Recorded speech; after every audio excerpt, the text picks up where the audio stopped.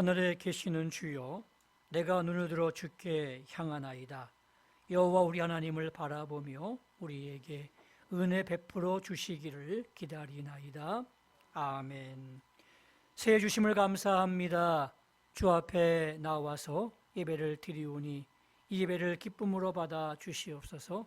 하늘문을 여시고 준비하신 하늘의 신령한 은혜를 나리워 주시옵소서. 예수님의 이름으로 간절히 기원하옵나이다. 아멘.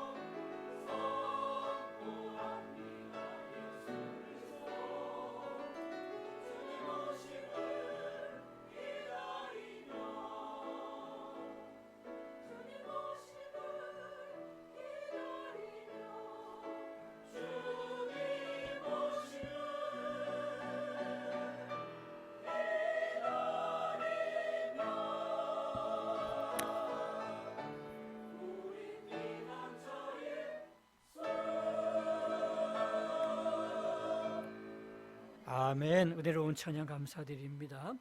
오늘 주시는 말씀은 에베소서 1장 4절에서 5절까지의 말씀입니다.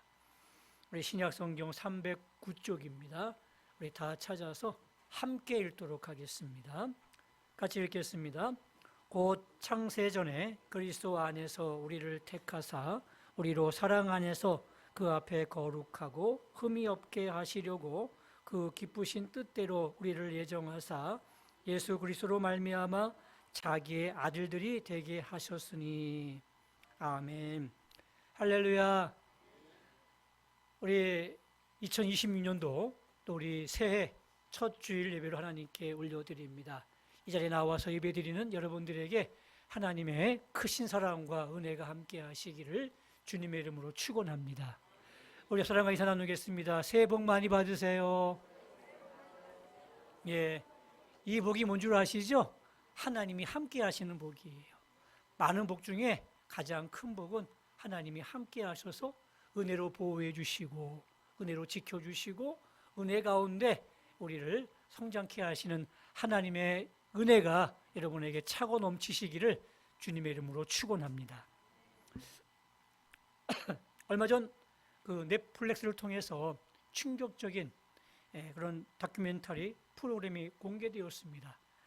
나는 신이다 라는 그런 프로그램이었는데 JMS의 정명석 이야기, 그리고 박순자의 오대양 이야기, 또 김기순의 아가동산 이야기, 또 만민중앙교회의 이지록에 대한 이야기가 방영이 됐었는데 가히 충격적이었죠. 이들의 공통점은 뭐냐면 자신은 신이다라고 여기고 있는 겁니다. 많은 사람들이 자신을 신으로 그렇게 섬기도록 만들어 놓고 세뇌시키고 구조를 만들어 놓은 거예요. 그러면서 겉으로는 하나님의 말씀을 증언합니다. 그리고 성경도 갖고 있습니다. 그렇게 말씀을 증언하는데 이 뒤에서는 사악한 음모들을 갖고 있는 거예요. 여성을 성폭행해서 한 인생을 망쳐버리기도 하고, 또 폐륜을 조장해서 가정을 무너뜨리기도 하고, 또 멀쩡히 있는 사람을 폭행해서 죽음으로까지 내모는 그러한 악행들을 서슴없이 저질렀던 그 모든 것들을 그 피해자와 또 그 속에 몸담았던 사람들이 이렇게 빠져나와서 생생한 증언으로 이렇게 다큐멘터리를 만들었습니다. 참 볼 때마다 기가 막히고, 어떻게 하나님의 말씀을 앞에 세워놓고 저 뒤에서 그런 추악한 일을 할 수 있을까라는 것이 우리에게 큰 충격을 주었지요.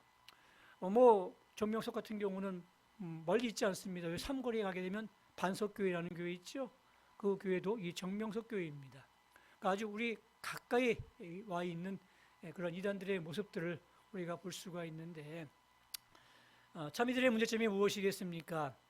바로 말씀을 앞에 세워놓고 뒤에서 그 말씀도 살지 못하고 자신의 욕망과 또 추악한 일을 저지르는 그들의 모습들을 보면서 우리가 경악을 금치 못하는 겁니다. 오늘 본문에 보니까 이렇게 말씀하셨습니다. 곧 창세전에 그리스도 안에서 우리를 택하사 우리로 사랑 안에서 그 앞에 거룩하고 흠이 없게 하시려고. 그렇습니다. 하나님께서 우리를 택하시고 예정하셨습니다. 근데 그 목적이 있어요. 그냥 택하시고 예정하신 게 아니라 우리를 어떻게 하시기 위해서요? 거룩하고 흠이 없게 하시려고. 그러니까 우리를 하나님의 자녀 삼아 주셨는데 너의 자녀다라고 선물 주신 게 아니라 선물을 주시면서 그 앞에서 거룩하고 흠이 없게 살기 위해서 우리를 하나님의 자녀로 삼으셨다는 이야기입니다. 다시 말하면 하나님의 기대가 있는 거예요. 뭔가 우리가 선물을 줄 때에는 기대가 있지 않겠습니까? 내가 그 사람을 살려줬어요. 기대치가 있지 않겠습니까? 그 기대치가 뭐냐면 거룩하고 흠이 없게 우리가 살아가기 위해서 하나님께서 우리를 하나님의 자녀 삼아 주신 줄로 믿습니다. 그러므로 우리는 하나님의 기대를 늘 생각하면서 어떻게 살아야 돼요? 거룩하고 흠이 없게 살기 위해서 노력하셔야 되는 겁니다. 한 개척교회 목사님 말씀이 생각이 납니다.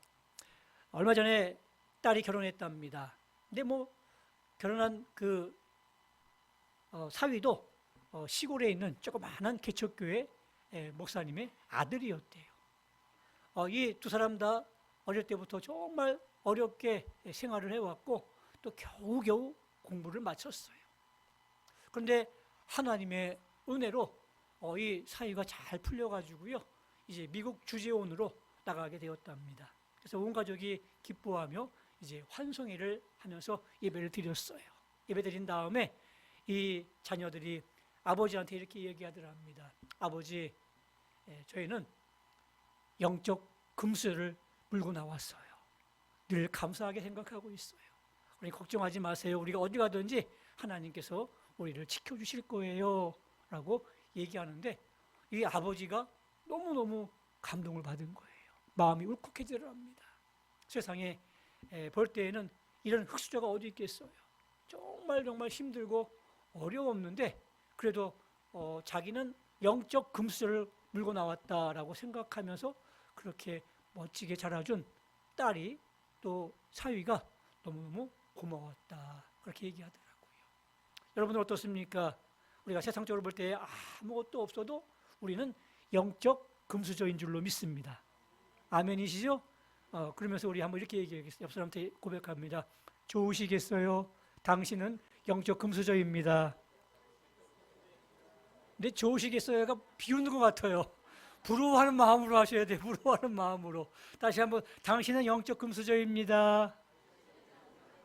예, 고맙습니다. 이게 부러워야 돼요. 우리가 아무것도 없지만 우리는 영적 금수저를 물고 났습니다. 하나님의 자녀입니다. 그렇기 때문에 우리는 그런 영적 자부심을 가지고 살아가야 되겠죠. 이스라엘 백성들이 이 선민의식이 굉장히 강한 민족입니다. 자신들은 하나님이 택한 민족이라는 그런 자부심을 가지고 살고 있지 않습니까?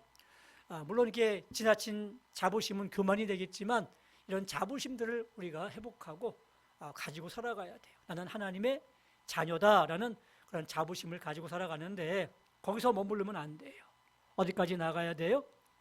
우리가 거룩하고 흠이 없는 삶을 살기 위해서 노력해야 되는 겁니다. 변화되어지고 또한 성장해야 되고 성숙되어져 가야 되는 거예요. 그래서 우리 2020년도 교회 표어가 뭐냐면 변화와 성숙이에요. 우리가 변화되어야 됩니다. 또 주님을 닮아가야 됩니다. 그리고 성장해야 됩니다. 그리고 성숙되어져 갑니다. 그래야 우리가 거룩하고 흠이 없게 주 앞에 설 수가 있는 거죠. 베드로전서 1장 15절 말씀에 이렇게 되어 있습니다.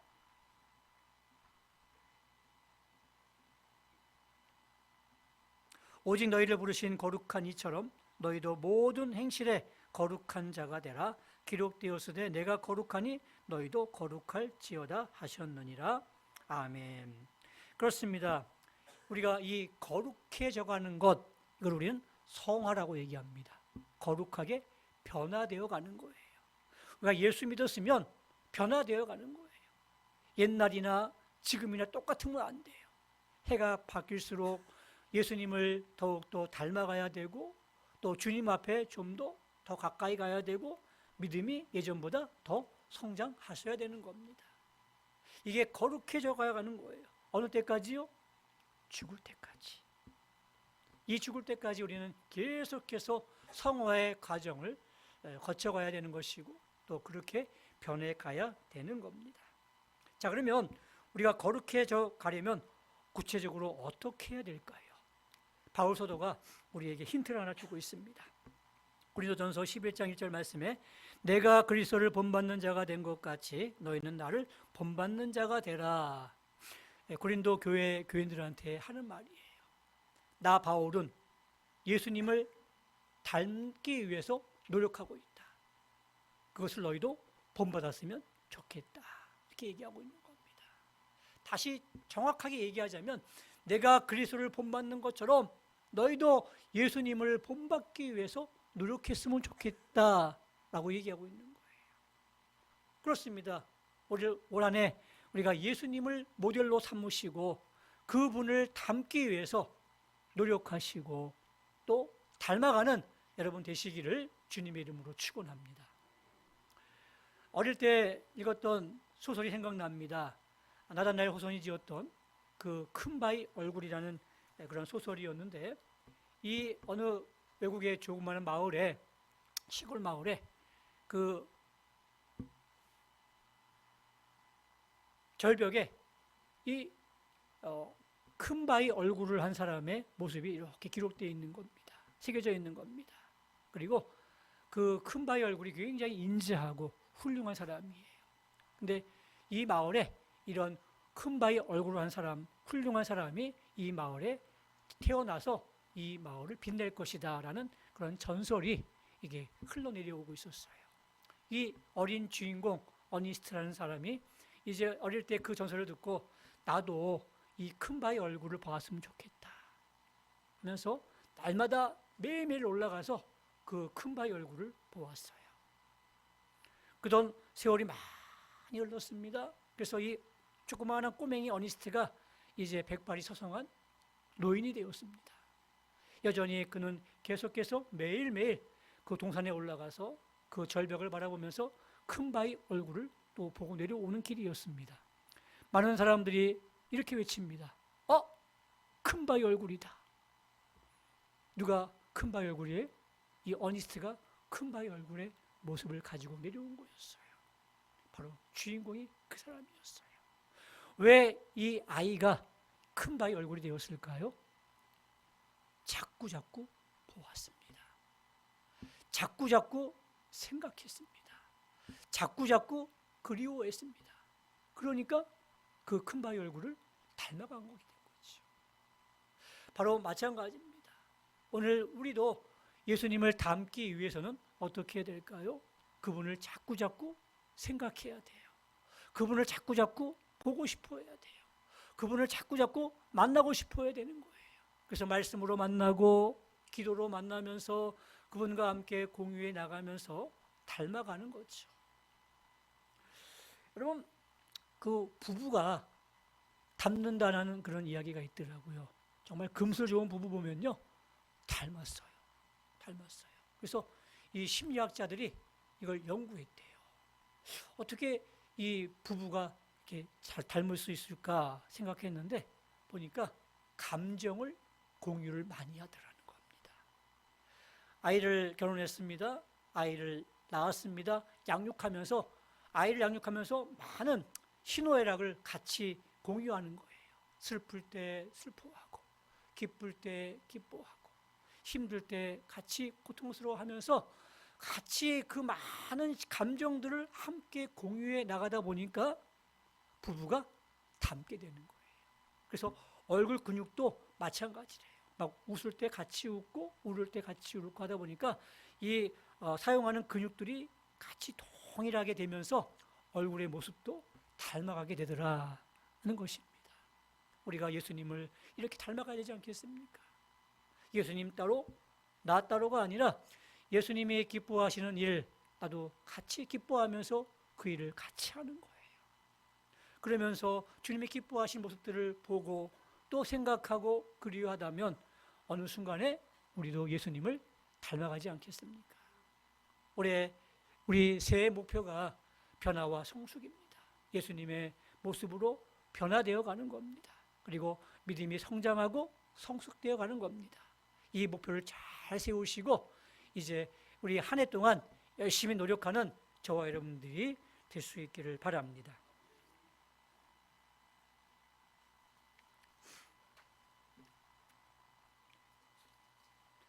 그리고 우리가 성화를 이루기 위해서 해야 될 일이 있습니다.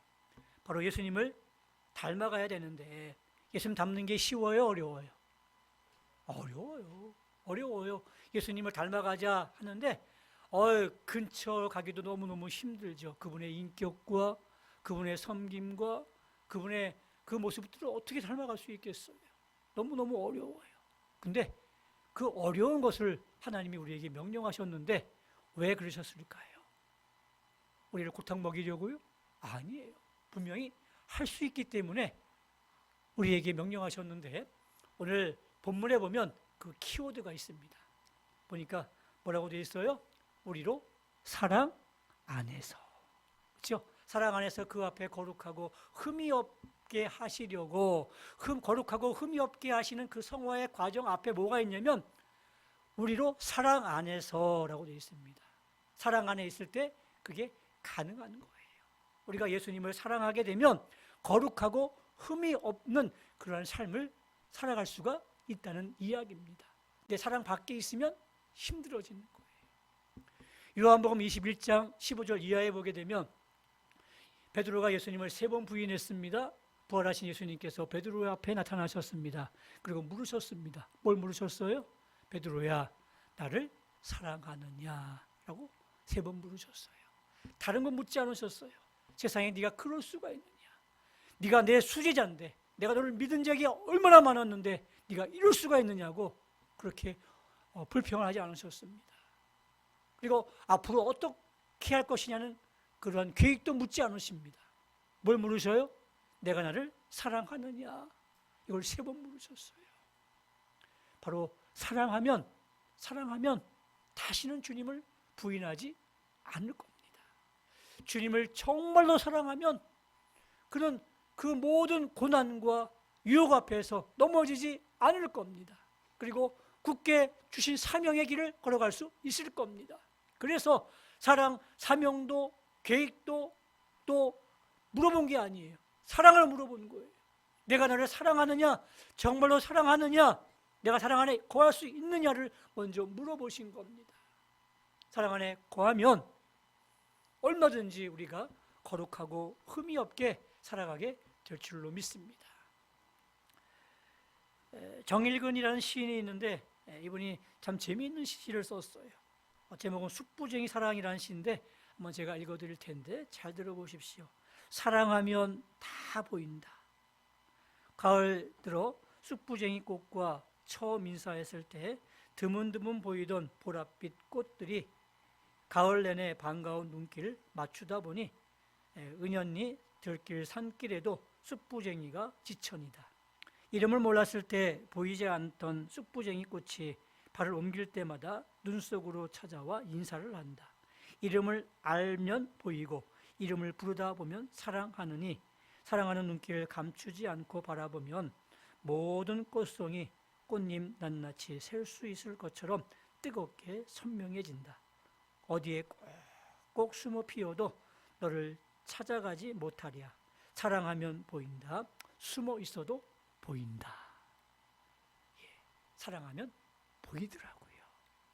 우리 부모님들이 아들을 이렇게 군대 보내고 나면 길에 다니는 군복 입은 청년들이 다 자기 아들처럼 보인대요. 옛날에는 관심도 없었어요. 그냥 군발이 그렇게 되겠는데 이제 보내고 나면 너무너무 그리워하다 보니까 다 아들처럼 보이는 거예요. 그리고 좀 신기한 게요. 이렇게 휴가 갔을 때 다 똑같은 제복 입고 나오잖아요. 다 머리 감고 모자 쓰고 하면은 다 그놈이 그놈 같아요. 근데 부모님 눈에는 보인대요. 정확히 보인대요. 아들이 보인대요. 사랑하면 보이는 거예요. 그렇죠? 우리도 마찬가지입니다. 주님을 사랑하면요, 주님이 나와 함께 하심이 보입니다. 주님을 정말 사랑하면요, 주님의 조그마한 세미한 음성도 들려집니다. 주님을 정말 사랑하게 되면요, 주님이 기뻐하시는 일도 내가 할 수 있습니다. 사랑하는 게 문제예요. 주님을 사랑하십니까? 정말 마음 깊이 사랑하는 그런 귀한 한 해가 되어서 주님을 닮아갈 수 있기를 바랍니다. 이제 말씀의 결론을 내리겠습니다. 우리가 부르심 그러면 사역에 대한 부르심, 또 우리의 남다른 능력과 은사를 가지고 충성하는 것을 우리는 생각하는데 더 그 전에 앞서서 해야 될 것이 뭐냐면 바로 우리가 하나님을 사랑하고 또 예수님을 닮아가는 것, 그게 훨씬 더 중요한 일이에요. 하나님을 사랑하고 주님을 닮아간다면 우리는 분명히 능력이 있는 그러한 남다른 봉사를 가능하게 될 것이고 또 주님이 기뻐하시는 그런 길들을 걸어가게 될 줄로 믿습니다.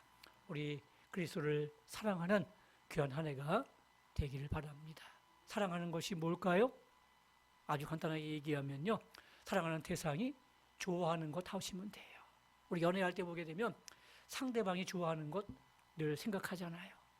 이 자매가 뭘 좋아하는지, 이 형제가 뭘 좋아하는지 늘 캐치해가지고 그것 하려고 노력하잖아요.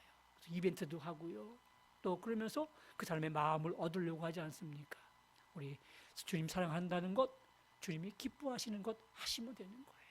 올 한해 하나님이 기뻐하시는 것, 예수님이 기뻐하시는 것 잘 감당해서 하나님께 영광 돌리고 또 예수님을 많이 닮아가는 여러분 되시기를 주님의 이름으로 축원합니다. 이제는 우리 주 예수 그리스도의 은혜와 하나님 아버지의 극진하신 사랑하심과 성령님의 감동 감화 위로 교통하심이 변화와 성장과 성숙을 위해서 이제 주님을 닮아가기를 원하는 주의 백성들 머리 위에 이제부터 영원토록 함께 있을지어다. 아멘.